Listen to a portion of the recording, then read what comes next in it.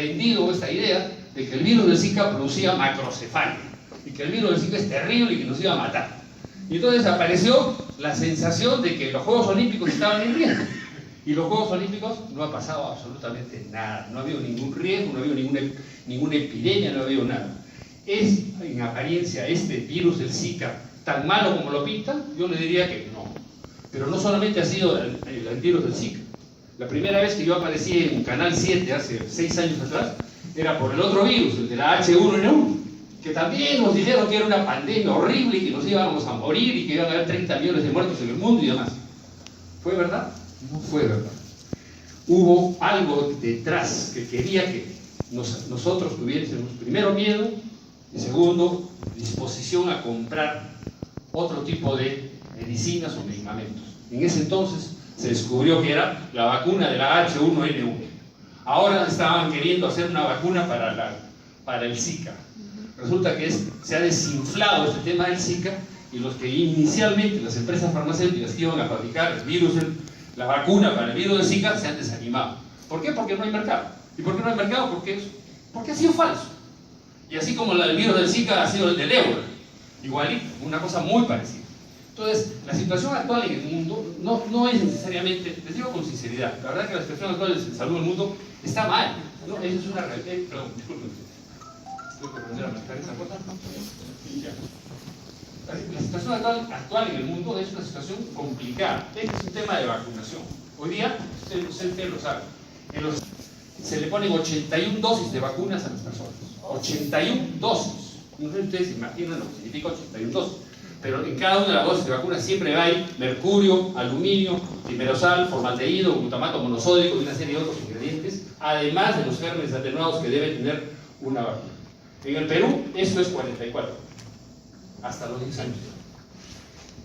La verdad que para mí es una barbaridad, o sea, es una barbaridad. Y esto es lo que está generando una epidemia de enfermedades, empezando por el autismo, El autismo ya tiene un origen, aunque no lo quieran reconocer, tiene un origen acá en la salud. ¿Ustedes qué creen que produce esto acá? ¿Salud o enfermedad? Desgraciadamente enfermedad, no solo obesidad, enfermedad.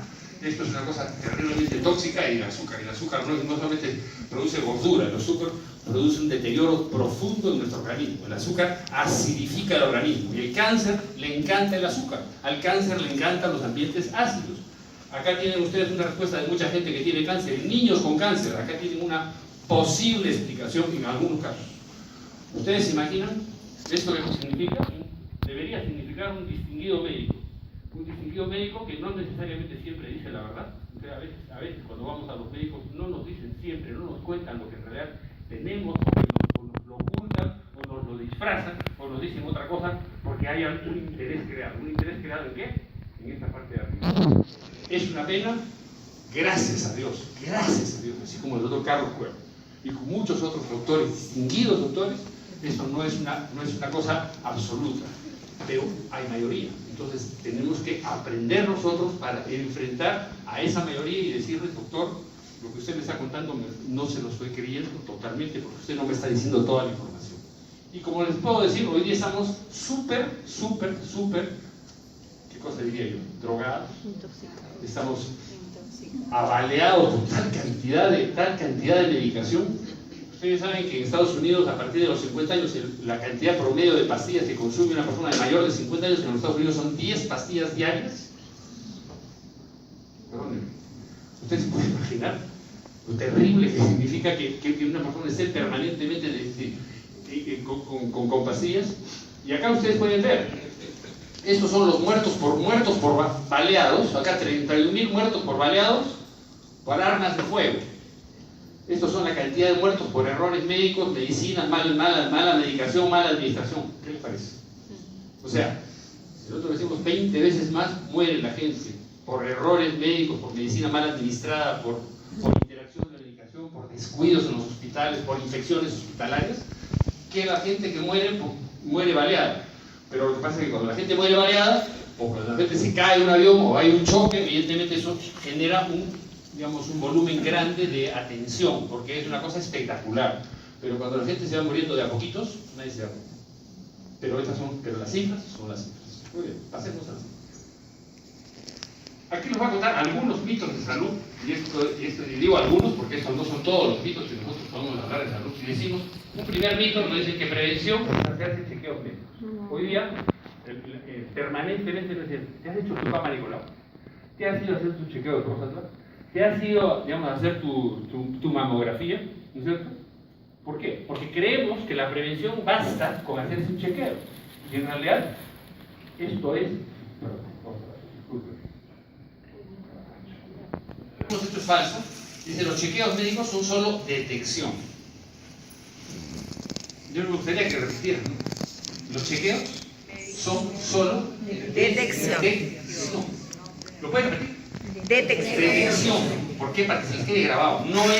El chequeo médico no es prevención. ¿Que es bueno hacer un chequeo médico? Sí. ¿Es bueno verificar que uno está bien? Sí. ¿Pero eso previene que uno esté enfermo? Para nada. La verdadera prevención es anticiparse para que cuando uno llegue a hacerse un chequeo, uno esté absolutamente seguro que no tiene nada. Eso es prevención. Un chequeo médico significaría equivalencia, solamente para que tengan una idea. Imagínense, ustedes dejan la puerta de su casa abierta, ¿no es cierto? Y al día siguiente, en la noche la dejan abierta y al día siguiente, después de dejar la puerta abierta, bajan a verificar cuánto les han robado. Eso sería hacerse un chequeo, ¿no? Dejan la puerta abierta, por supuesto llegan los ladrones y algo se van a llevar, o a lo mejor no se llevan nada. Pero usted hace un chequeo porque puede haber pasado algo. Oiga, ¿qué es lo lógico que todos hacemos? Cerramos la puerta.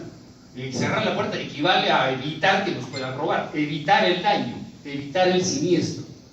¿Qué más? ¿Las vacunas son indispensables? Falso.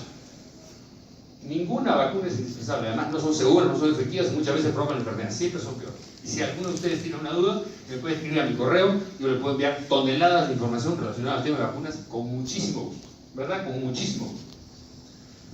¿Los remedios recetados por los doctores son buenos y seguros? Deberían ser. Desgraciadamente, el 100% de los remedios tienen efectos colaterales, algunos muy graves.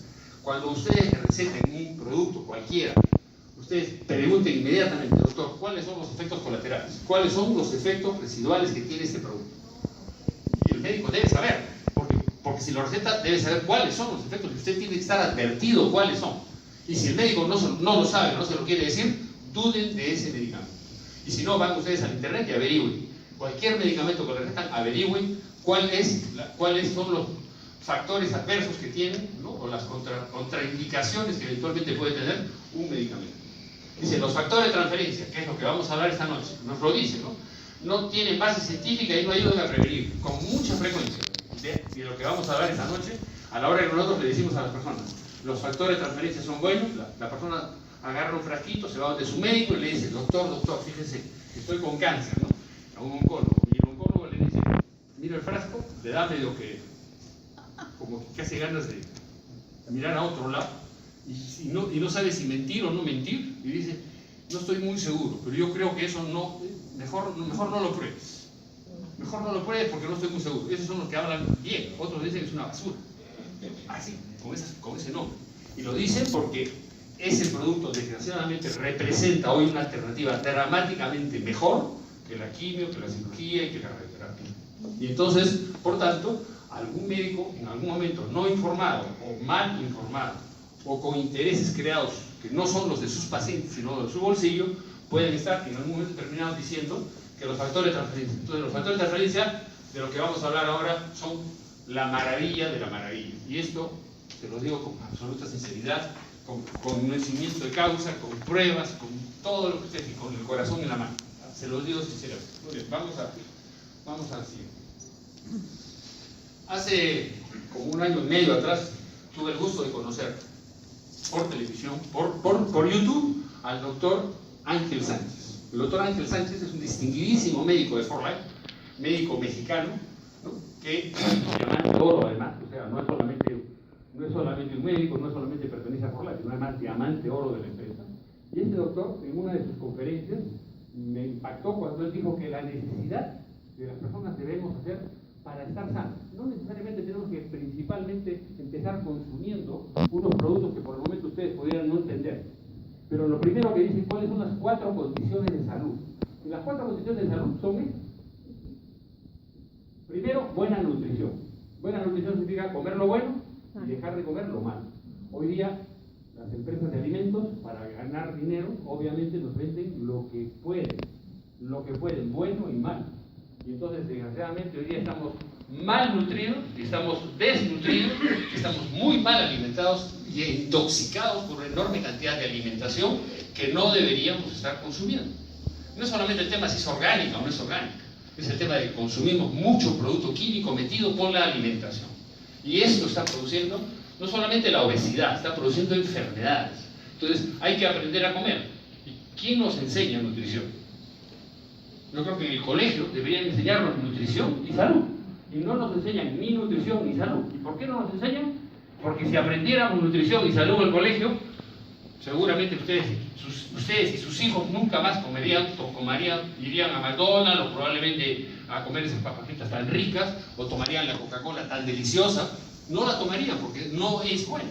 Entonces, lo que nosotros estamos diciendo es, ¿tiene que haber buena nutrición para que haya buena salud? Absolutamente. Absolutamente. Segundo, dormir naturalmente. Dormir naturalmente significa olvidarse de las pastillas y poder dormir al menos 8 horas y según el doctor Ángel Sánchez, a oscuras.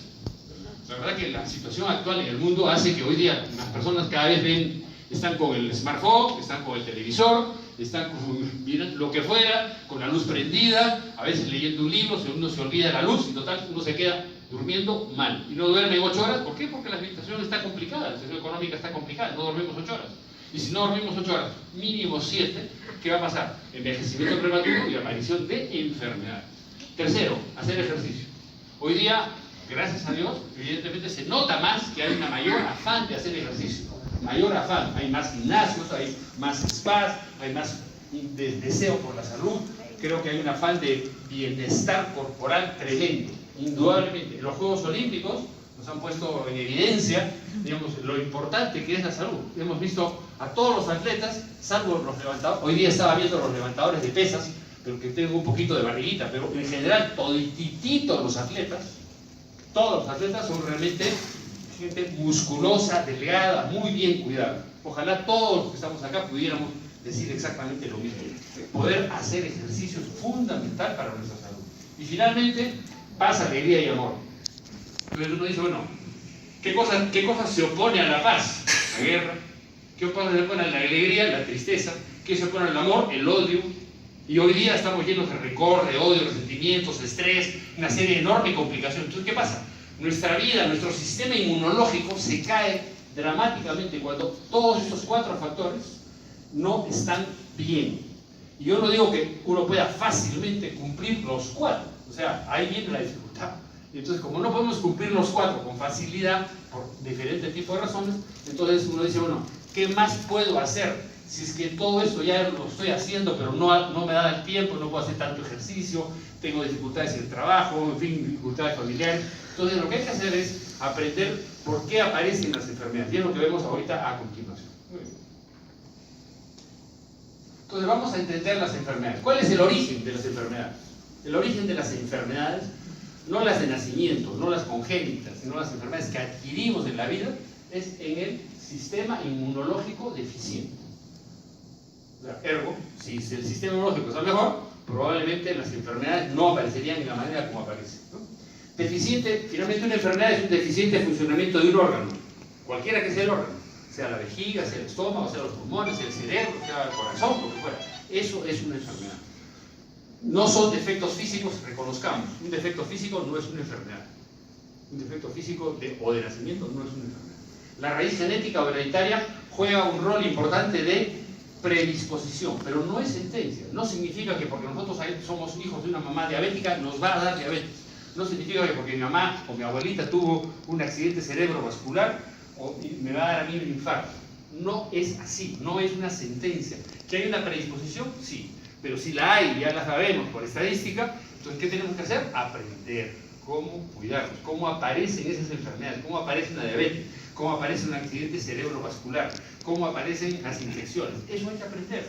Y a la hora que uno aprende, uno puede tomar las medidas preventivas. De eso se trata. Muy bien.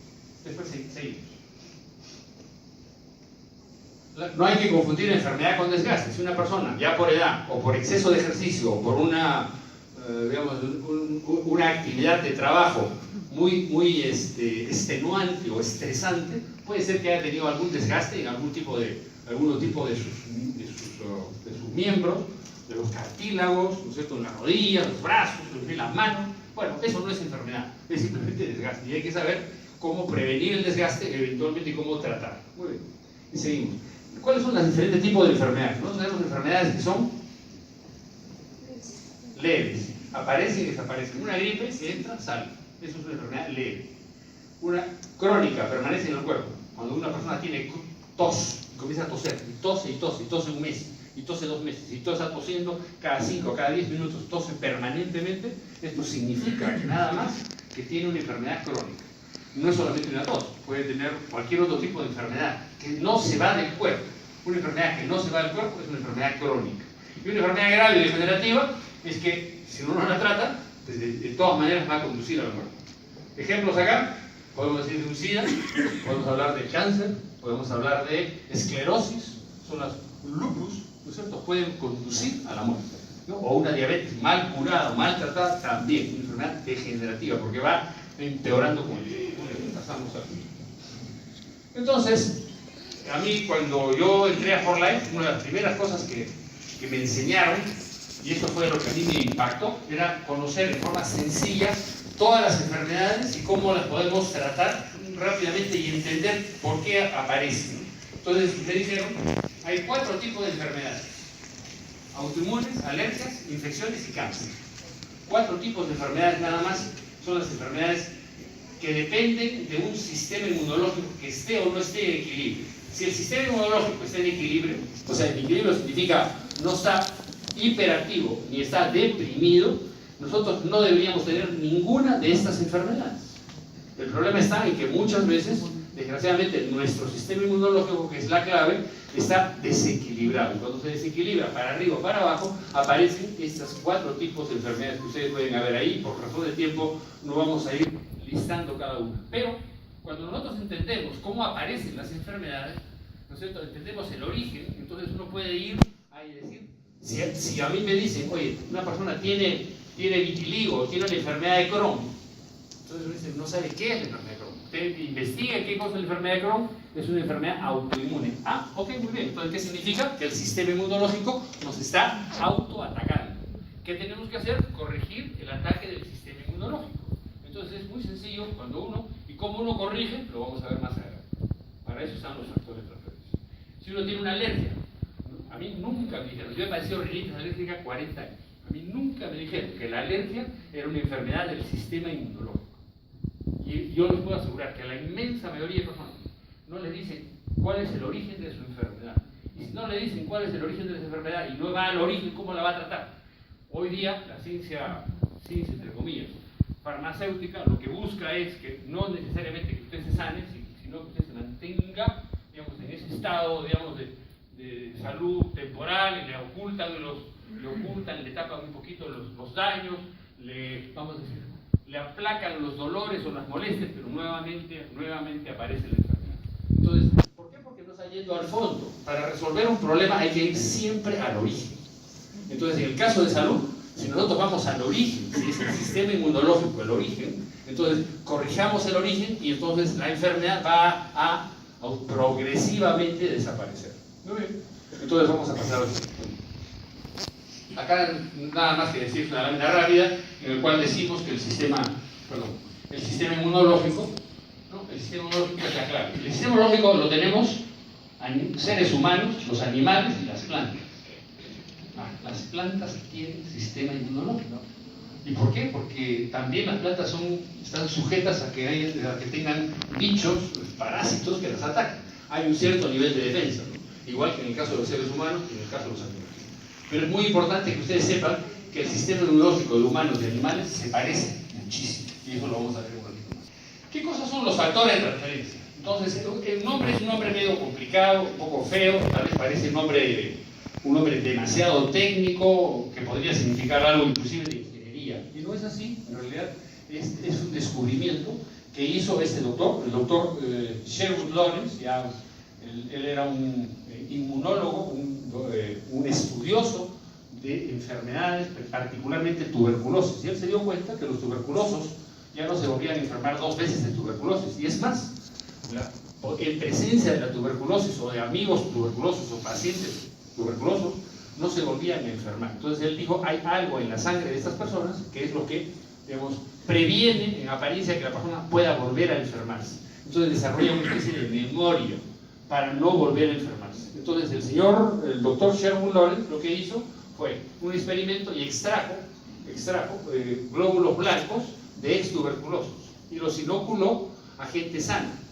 Y a la hora de inocular los glóbulos blancos a un suero, digamos, ¿no?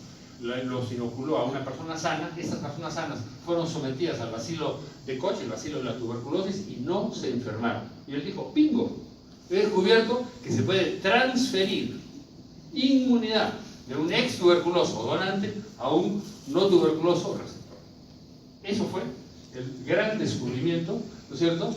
Y a la hora de descubrir esto, él dijo digamos, que había unas moléculas pequeñitas que contenían información inmunológica, porque había transferido algo había transferido. Él había transferido glóbulos blancos, pero los glóbulos blancos solitos como tales, no es que uno podía replicar esos glóbulos blancos. Entonces, lo que él dijo, en esos glóbulos blancos hay alguna información. Y él dijo, la información que hay en esos glóbulos blancos se llama factores de transferencia. Nada más. Ahí aparece, hace 67 años, aparece el nombre de factor de transferencia, digamos, acuñado, entre comillas, por el doctor Sherwood Lawrence. Ustedes pueden investigar al doctor Sherwood Lawrence, entren a internet y averigüen toda la historia de ese fantástico médico que fue el que descubrió, digamos, este concepto de transferir inmunidad, y de ahí viene el nombre de transferencia de inmunidad. Muy bien. Esto es simplemente cómo el proceso de transferencia, no lo vamos a entrar en detalle, de cómo es que los factores de transferencia entran, se enganchan con una célula, a la hora que se meten a la célula, hacen que la célula libere citoquinas, y esas citoquinas nos ayudan a corregir las desviaciones que eventualmente puede haber en el sistema inmunológico. O sea, se sabe. Hoy día, con microscopios electrónicos, se conoce perfectamente cómo funcionan los factores de transferencia. Muy bien. Tienen 3 características principales, ¿no? 3 características principales de los factores de transferencia, que son, primero, lo que ustedes ven ahí, reconocer, responder y recordar. ¿Reconocer qué significa? Reconocer significa que usted tiene una especie de, nuestro sistema inmunológico tiene una especie de fotografía de los virus, de las bacterias, de los parásitos, y compara esa fotografía que la tiene en una base de datos, ¿no es cierto?, la compara contra los patógenos que se nos tratan de meter a diario. A cada minuto estamos nosotros siendo atacados por bacterias, patógenos, virus, digamos, hongos, todo lo que usted quiera. Y a la hora de comparar la fotografía del nuevo virus o del virus que trata de entrarse con el virus que uno tiene en la base de datos, uno dice, a ese lo conozco o a ese no lo conozco. Entonces, ¿lo reconoce o no lo reconoce? Si no lo reconoce, lo deja pasar, porque presume que podría ser bueno. O por último, camina muy rápido ese nuevo, entre comillas, ladroncito, y se mete a nuestro cuerpo. Entonces, el sistema inmunológico y los factores de transferencia progresivamente van desarrollando una memoria visual, vamos a decir, entre comillas, para poder detectar a esos virus, parásitos, para que la próxima vez que se metan por una puerta de nuestro cuerpo viene a ser la piel, la nariz, los ojos, los oídos, todos los lugares donde tenemos aberturas, nosotros nos podamos enfermar. Y entonces reconoce primero, digamos, a los invasores. Segundo, responde. ¿Qué cosa significa responde? Una vez que lo reconoce y dice, ese es malo, a ese tenemos que matarlo. Entonces eso se llama acá respuesta. Ordena al ejército interior que nosotros tenemos en nuestro cuerpo, formado por las células asesinas naturales, le ordena, destruirlos. Para eso primero hay una marcación de esos patógenos, los marcan y son destruidos por el propio sistema inmunológico. Después vienen lo que se llaman los macrófagos, que son como unos Pac-Man chiquititos, vienen y se los comen y se los llevan. Entonces así desaparece, y así funciona el sistema inmunológico. Pero ¿qué ocurre después? Ocurre que nosotros, una vez que se ha vencido, la batalla es recordada. Cuando decimos la batalla recordada, significa que el sistema inmunológico aprende de su propia experiencia, y cuando la batalla significa que hemos aprendido qué armamento utilizamos para vencer a ese virus, a esa bacteria, a ese parásito. tal manera que la siguiente vez que se meta, ¿no es cierto?, va, en lugar de que nos demoremos con una gripe 2 semanas, en 3 días nosotros vamos a poderla superar. ¿Por qué? Porque sabemos con qué armamento lo vamos a combatir. Entonces, estas son las 3 reacciones. Entonces, ¿qué cosas se supone que deberíamos lograr con el sistema inmunológico? Por ejemplo, debemos buscar tener un balance. Balance significa, ¿no?, que estar siempre en equilibrio. En equilibrio es que no esté en el sistema inmunológico ni esté hiperactivo ni esté deprimido, que es lo que con frecuencia produce enfermedades y produce cáncer. Muy bien, pasamos a la siguiente. Muy bien.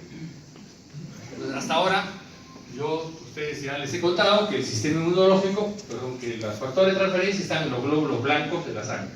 Entonces, cuando nosotros queremos decir, nosotros estamos ofreciéndoles, nuestra empresa 4Life les ofrece a ustedes productos que tienen factor de transferencia, usted va a decir, ¿cómo los sacamos? Entonces, ¿de dónde los sacamos? Porque están en los glóbulos blancos de la sangre, nos podemos imaginar transfusiones, nos podemos imaginar operaciones, nos podemos imaginar que la ponemos ahí así como hacemos cuando vamos a hacer donación de sangre, nosotros nos ponen una camilla, nos ponen un pinchazo, nos meten una aguja y empiezan a sacarnos sangre para sacarnos ¿qué?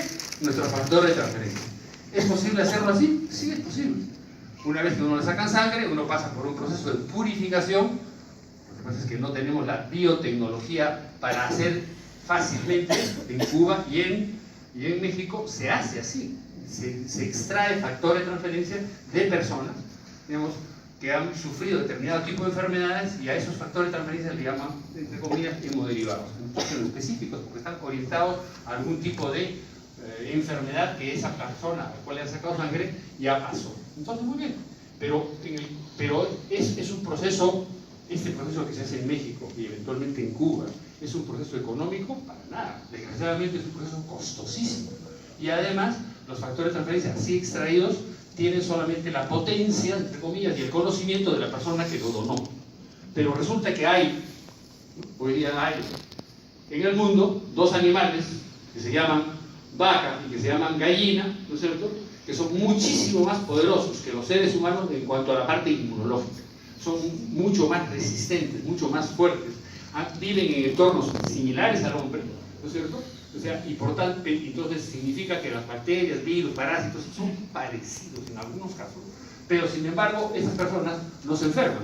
No se enferman, cuando digo persona, bueno, perdóname que le da la categoría de enferma a una vaca, de persona a una vaca, pero realmente, digamos, una vaquita está en el campo, toma agua de acequia, toma agua de río, una vaquita come, no necesita que hervir las verduras que come, las hierbas que come, nada de lo que está en el campo lo preparan, todo va para adentro, todo va para adentro. ¿Se enferman? No se enferman. ¿Y tienen cáncer las vacas? Tampoco.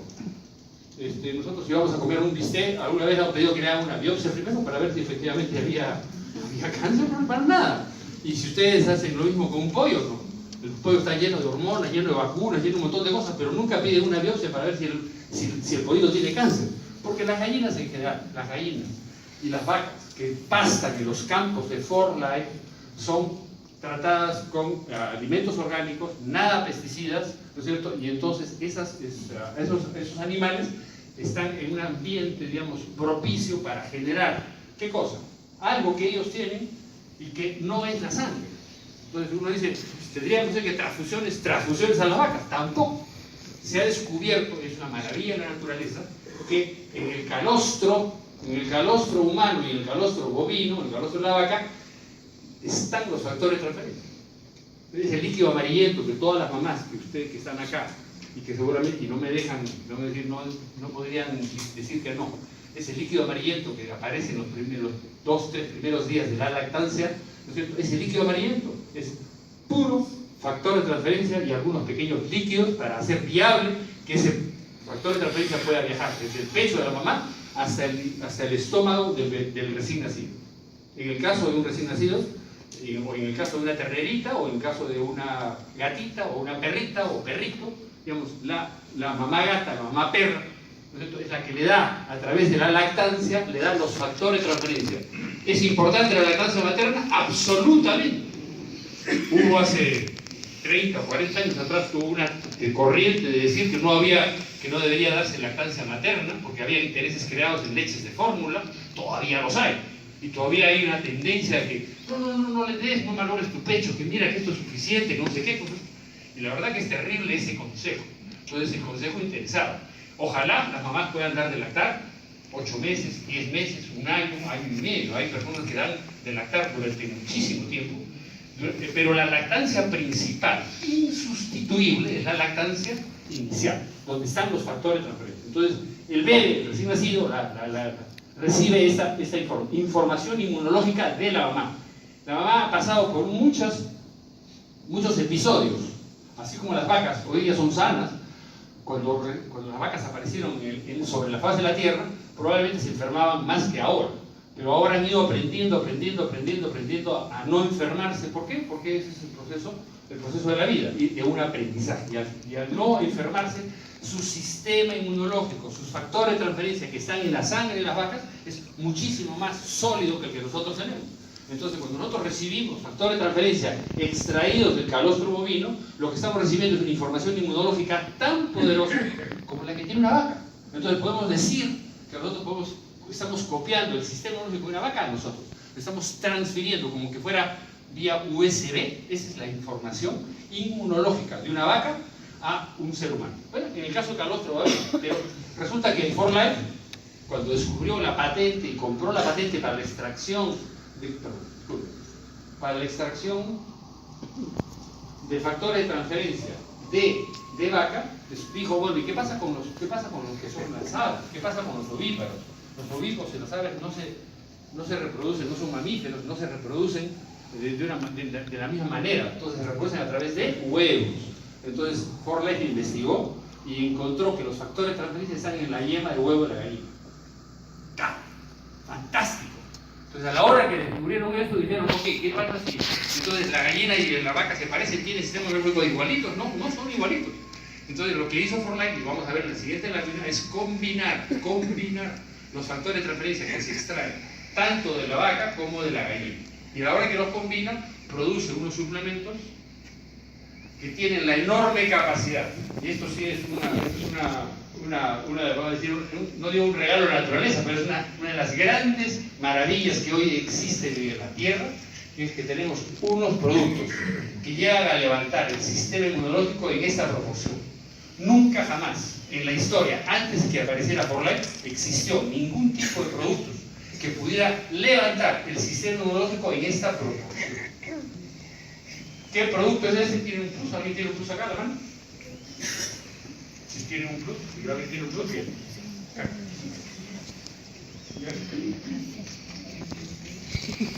Nuestra diamante internacional, Carmen Max, siempre atenta. Felicitaciones, muchísimas gracias. Bueno, este producto que ustedes ven acá, este producto, es el producto que levanta 437%. Se llama Transfer Factor Plus. Este producto tiene una combinación de 3 elementos, lo vamos a ver un ratito más.